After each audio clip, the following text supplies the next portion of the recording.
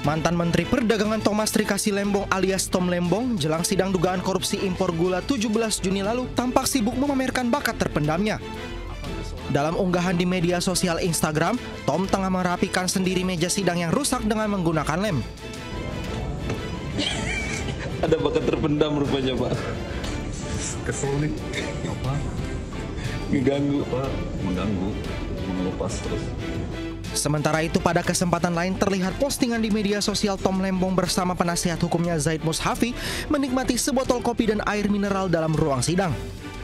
Dalam video singkat yang dibagikan 19 Juni itu tertulis datang ke pengadilan jam 9 pagi, namun sidang baru dimulai pukul 15:45. Tak sampai di sana, di postingan kali ini Tom nampak kerepotan merapikan sejumlah dokumen di dalam tasnya usai menjalani sidang. Dan Doraemon sudah tidak diperbolehkan dalam tahanan. Udah nggak boleh ya? Doraemon tidak boleh. Terus laptop tidak boleh. Sementara itu di tengah beragam postingan tadi, Tom tengah menanti sidang lanjutan kasus dugaan korupsi impor gula yang rencananya digelar pada hari Jumat 4 Juli di Pengadilan Negeri Jakarta Pusat. Pemirsa, konflik antar warga versus gajah liar kembali pecah di Kabupaten Lampung Timur, Lampung. Kawanan gajah liar meringsek masuk hingga merusak perkebunan warga seluas 10 hektar.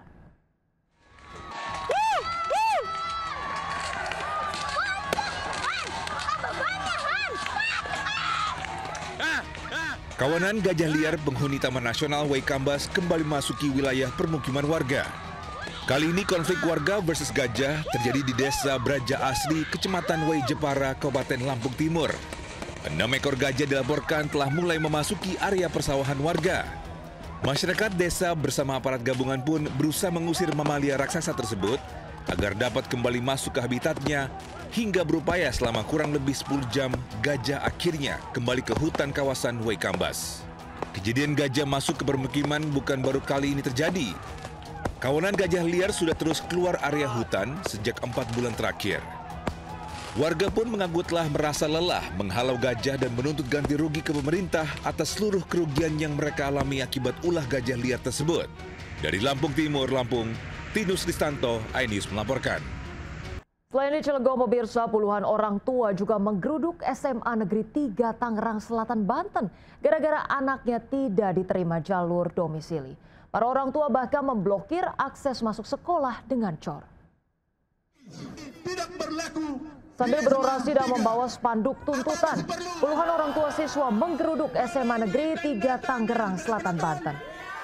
Mereka kecewa anak-anak yang tinggal di sekitar sekolah justru tak diterima di jalur domisili proses seleksi penerimaan murid baru. Tak hanya berdemo, orang tua juga memblokir akses masuk sekolah dengan cara menutup semua portal menggunakan cor-coran. Menurut RW setempat, dari total 60 siswa pendaftar jalur domisili dekat sekolah, 34 diantaranya tidak lolos.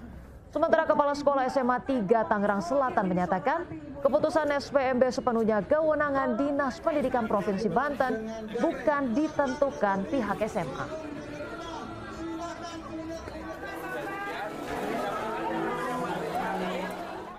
Pemirsa, protes penerimaan siswa baru berujung pemblokiran akses Jalan SMA Negeri 3 Tangerang Selatan belum menemui titik temu. Ada Dilami Aulia di SMA Negeri 3 Tangerang Selatan. Baik, Dilami, selamat siang. Apakah akses jalan yang dipalang warga ini sudah dibuka? Silakan ya.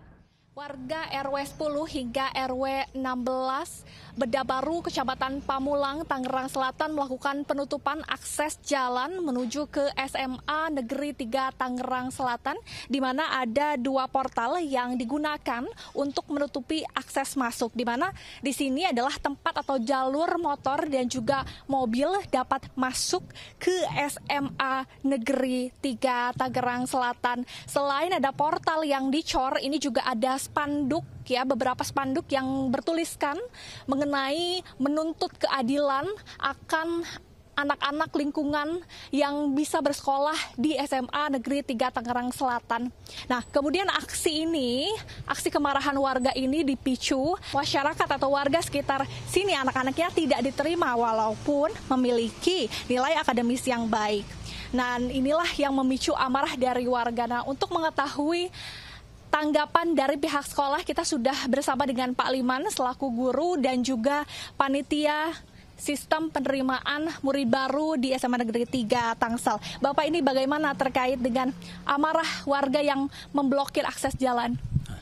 Kami terima dengan baik ya, artinya itu hak mereka, kami menghormati, kami menghargai, silakan asalkan tidak anarki. Kemudian untuk penilaiannya seperti apa sih Pak? Ini kan dari 60 hanya sekitar 30-an begitu yang keterima ya Pak ya? Jadi memang beda dengan yang zonasi ya. Kalau tahun lalu ada zonasi itu memang jarak yang dinilai. Namun tahun ini domisili itu yang pertama dilihat adalah nilai rapor semester 1 sampai semester 5. Lalu ketika ada yang sama barulah dilihat dari jaraknya. Ketika sama lagi dilihat dari usianya. Kemarin kan aspirasinya sudah ditampung oleh Ibu Paskola. Nah, Ibu Paskola akan melanjutkan atau meneruskan ke pimpinannya. Dalam hal ini adalah Dinas Pendidikan Provinsi dan tentunya Bapak Gubernur. Begitu, Mbak. Baik, Pak Liman, terima kasih. Selamat beraktivitas kembali. Dan pemirsa, kita tunggu ya. Paling lama itu 12 Juli untuk nantinya titik terang antara dari pihak sekolah dan juga masyarakat. Keputusan akhirnya akan seperti apa.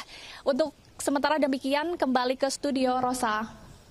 Baik, terima kasih Dilami Aulia melaporkan langsung dari Tangerang Selatan, Banten. Selamat bertugas kembali Dilami.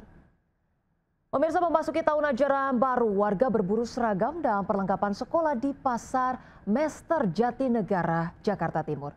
Pedagang mengaku omset tahun ini meningkat dibandingkan tahun sebelumnya.